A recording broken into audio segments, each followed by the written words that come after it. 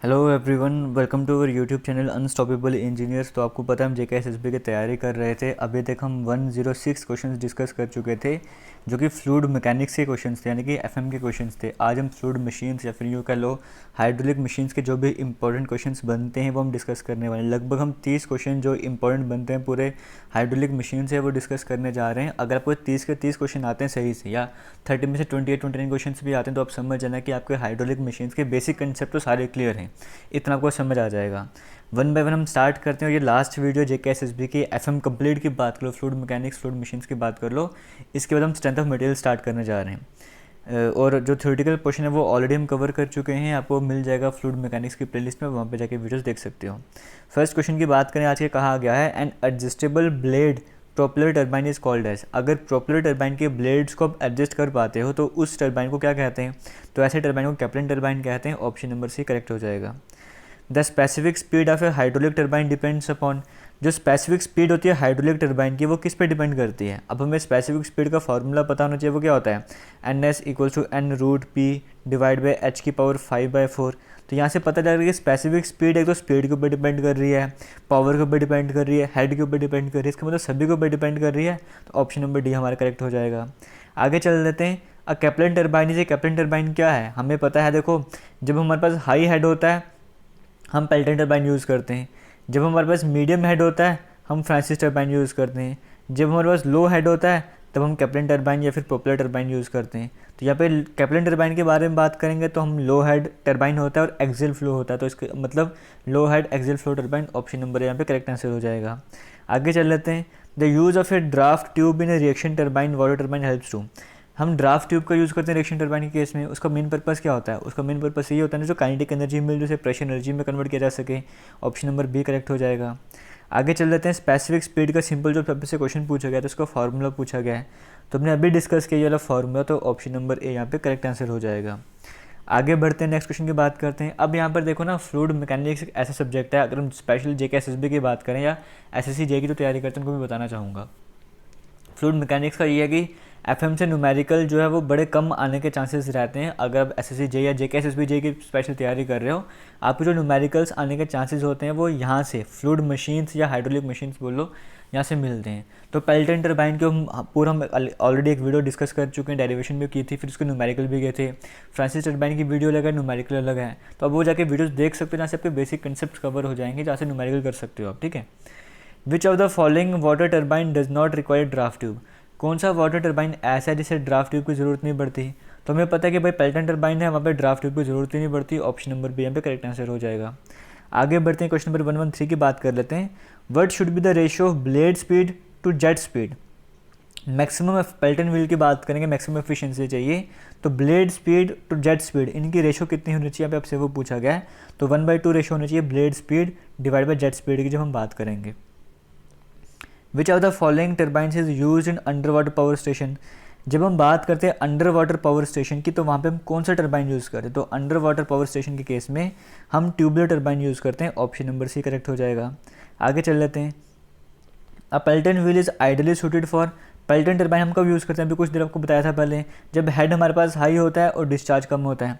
अब यहाँ पे एक बेसिक सी चीज़ समझना है। यहाँ पे देखो, हम लिख लेते हैं पेल्टन टर्बाइन, या गया फ्रांसिस टर्बाइन, या गया कैप्लन और प्रोपेलर टर्बाइन। पेल्टन टरबाइन की बात करेंगे, हेड यहाँ पे हाई हेड होता है, हाई हेड। फ्रांसिस के टरबाइन में मीडियम हेड होता है, कैप्लन के केस में लो हेड होता है। ठीक है। अगर हम डिस्चार्ज की बात करें तो पेल्टन के केस में लो डिस्चार्ज, फ्रांसिस के केस में मीडियम डिस्चार्ज, कैप्लन के केस में हाई डिस्चार्ज। ठीक है, इतनी बातें याद रखना। बाकी टेंजेंशियल फ्लो वगैरह आता है, एक्सियल फ्लो, मिक्स फ्लो या रिएक्शन फ्लो, इस तरह से आप लेके चल सकते हो रेडियल फ्लो करके। Breaking jet in an impulse turbine is use to. Breaking jet impulse turbine यानी कि पेल्टन टरबाइन के केस में ब्रेकिंग जेट क्यों यूज़ करते हैं? ताकि हमें रनर को रेस्ट में लाना शॉर्ट टाइम में, उसलिए या जेट वाटर को ब्रेक करने के लिए। इसका आंसर आपने कमेंट सेक्शन में कमेंट करके बताना है। पेल्टन व्हील कैसा टरबाइन होता है? इम्पल्स टरबाइन होता है, बट टेंजेंशियल फ्लो होता है। तो ऑप्शन नंबर यहाँ पे करेक्ट आंसर हो जाएगा। इम्पल्स टरबाइन किसको यूज़ करते हैं? इम्पल्स टरबाइन का एग्जाम्पल आपको पता है पेल्टन टरबाइन, तो हाई हेड ऑफ वाटर हो जाएगा। यहाँ पे पेल्टन की जगह इम्पल्स आपसे पूछ लिया, तो आंसर तो वही रहने वाला है। क्वेश्चन नंबर 119 की बात कर लेते हैं। यहाँ पे पूछा गया है, इन एन इम्पल्स टरबाइन, जब हम इम्पल्स टरबाइन की बात करते हैं, the pressure of water both at entering and living the veins is. जब हम इम्पल्स टरबाइन की बात करते हैं, जो प्रेशर होता है वाटर का जब वो वेन से निकल रहा होता है तो कैसा होता है, एंट्री में कैसा होता है और एग्जिट में कैसा होता है। तो इम्पल्स टरबाइन की, पेल्टन टरबाइन की बात करें, पूरे चाहे एंट्री हो चाहे एग्जिट हो, जो प्रेशर है वो एटमॉस्फेरिक ही रहता है। ऑप्शन नंबर सी यहाँ पे करेक्ट आंसर हो जाएगा। आगे बढ़ते हैं, नेक्स्ट क्वेश्चन की बात कर लेते हैं। द मैक्सिमम हाइड्रोलिक एफिशिएंसी, यहाँ पे कहा गया था maximum hydraulic efficiency of N impulse turbine is, यहाँ पे जो भी फाई आपको देख रहा है, फाई का मतलब क्या है, angle of blade tip eight outlet, ठीक है। तो मैक्सिमम हाइड्रोलिक एफिशिएंसी का फॉर्मूला अपने पढ़ा होगा, इम्पल्स टरबाइन के केस में 1 + cos φ/2 रहता है, तो ऑप्शन नंबर ए करेक्ट हो जाएगा। आगे बढ़ते हैं, क्वेश्चन नंबर 121 की बात कर लेते हैं। Relationship between hydraulic efficiency, mechanical efficiency and overall efficiency, इन तीनों के बीच में कौन सा रिलेशनशिप सही है वो आपको बताना है। तो हमें पता है कि जो ओवरऑल एफिशिएंसी होती है वो hydraulic efficiency into mechanical efficiency के बराबर होती है। ओवरऑल एफिशिएंसी हाइड्रोलिक एफिशिएंसी और मैनोमेट्रिक एफिशिएंसी का हेड रहता है, मैकेनिकल एफिशिएंसी का मतलब प्रोडक्ट रहता है। ऑप्शन नंबर सी हमारे पास करेक्ट आंसर हो जाएगा। क्वेश्चन नंबर 122 की बात कर लेते हैं। ओवरऑल एफिशिएंसी कितनी रहती है पेल्टन व्हील के केस में। पेल्टन व्हील के केस में ओवरऑल एफिशिएंसी जो कितनी रहती है, यहाँ पे आपसे सिंपली ये पूछा गया है। तो ये रहती है 0.85 से लेकर 0.90 तक। जब हम पेल्टन व्हील की बात करते हैं तो ओवरऑल एफिशिएंसी कितनी रहती है, 0.85 से लेकर 0.90 तक। ऑप्शन नंबर सी हमारे पास करेक्ट आंसर हो जाएगा। आगे चलते हैं, क्वेश्चन नंबर 123 की बात कर लेते हैं। The width of the bucket for a Pelton wheel is generally dash the diameter jet. जो विड्थ होती है, देखो जो बकेट होता है पेल्टन व्हील का, उसकी जो विड्थ होती है वो जेट के डायमीटर की कितनी होती है, तो 5 टाइम्स होती है। ऑप्शन नंबर डी हमारे पास करेक्ट आंसर हो जाएगा। जेट रेशियो जो है किसकी रेशियो होती है, सिंपल आपसे सिंपल सा फंडा डेफिनेशन पूछ ले कि जेट रेशियो क्या होता है, किसकी रेशियो होती है, Pelton wheel to the diameter of jet. जो को भी बताया था ना, Pelton wheel to the diameter of jet, ये जेट रेशियो हम इसको कहते हैं। फ्रांसिस टरबाइन के केस में बात करें, जो ब्लेड्स होते हैं वो कितने होते हैं, फ्रांसिस टरबाइन के केस में 16 से लेकर 24 तक ब्लेड्स रहते हैं, वेरी करते हैं। ऑप्शन नंबर डी हमारे पास करेक्ट आंसर हो जाएगा। आगे चल लेते हैं, कैप्लन टरबाइन के केस में बात करेंगे तो यहाँ पे ब्लेड्स कितने होते हैं, यहाँ पे 4 से लेकर 8 तक ब्लेड वेरी करते हैं। ऑप्शन नंबर बी हमारे पास करेक्ट आंसर हो जाएगा। फिर आगे चले थे, क्वेश्चन नंबर 126 के बाद एक पेज यहाँ पर गायब हो चुका है। तो यहाँ पर चलो मैं आपको सिंपली क्वेश्चन पढ़ के आपको बता देता हूँ। यहाँ पे फिलहाल क्वेश्चन तो मेरे को नहीं मिल रहा है, यहाँ पे ऐसे में बोल के आपको बता देता हूँ। क्वेश्चन नंबर 127 की तरफ हमें जाना था। तो 127 में क्वेश्चन में पूछा गया था, जो कैविटेशन होता है हाइड्रोलिक मशीन में वो किसके कारण होता है। आगे है क्या, नहीं आगे। कैविटेशन जो होता है वो कैविटेशन किसके कारण होता है, यहाँ पे आपसे सिंपली ये पूछा गया था, कहाँ गया मार्कर। कैविटेशन किसके कारण होता है, कैविटेशन जो है वो लो प्रेशर के कारण होता है। तो ऑप्शंस में जो था लो प्रेशर, हाई वेलोसिटी, लो वेलोसिटी, ऐसे ऑप्शन दिए गए थे। तो कैविटेशन किसके कारण होता था, लो प्रेशर के कारण होता है।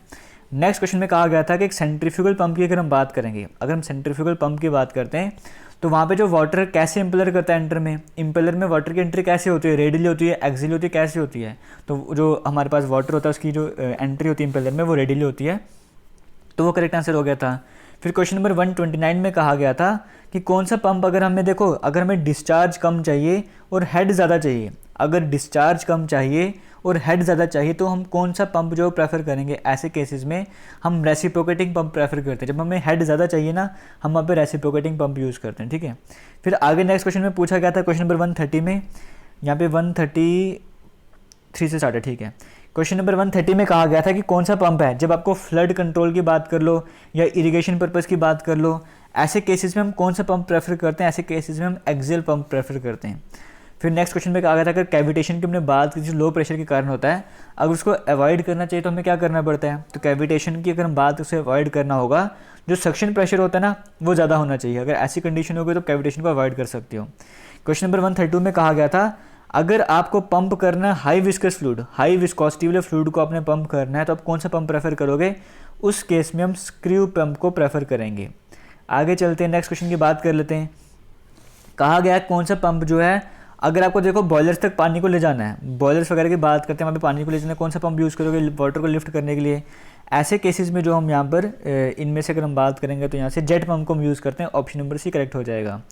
अगर आपको वाटर लिफ्ट करना है डीप वेल से तो एयर लिफ्ट पंप हम यूज़ करते हैं।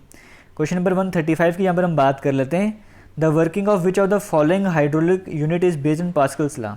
पास्कल्स लॉ पे कौन काम करता है इन चारों में से, तो हाइड्रोलिक प्लस काम करता है ना। ऑप्शन नंबर डी हमारे पास करेक्ट आंसर हो जाएगा। Difference between the head race level and tail race level when no water is flowing, मतलब हेड रेस और टेल रेस के बीच जो डिफरेंस होता है इसको हम क्या कहते हैं, इसको हम ग्रॉस हेड कहते हैं। ऑप्शन नंबर ए करेक्ट हो जाएगा। फ्रांसिस टरबाइन जो किस तरह का टरबाइन होता है, फ्रांसिस टरबाइन मीडियम हेडवेट टरबाइन होते हैं। तो ये थे कुछ इंपॉर्टेंट क्वेश्चन जो कि हाइड्रोलिक मशीन से थे। बाकी आपको बताना चाहूँगा हमारे इसी यूट्यूब चैनल पर आपको प्लेलिस्ट मिलेगी फ्लूइड मैकेनिक्स वाली, वहाँ पर कई सारी वीडियोज़ हैं, बट एक वीडियो सबसे टॉप में जो आपको मिलेगी वो 2.5 से 3 घंटे की वीडियो होगी। वहाँ पर क्या होगा, पूरे फ्लूइड मैकेनिक्स को एक ही वीडियो में कवर किया हुआ है। बाकी डेप्थ में भी अलग से वीडियोज़ हैं। स्ट्रेंथ ऑफ मटेरियल की बात करें, एक ही वीडियो में पूरा कवर करवाया हुआ, बाकी डिटेल में भी वीडियोज़ हैं।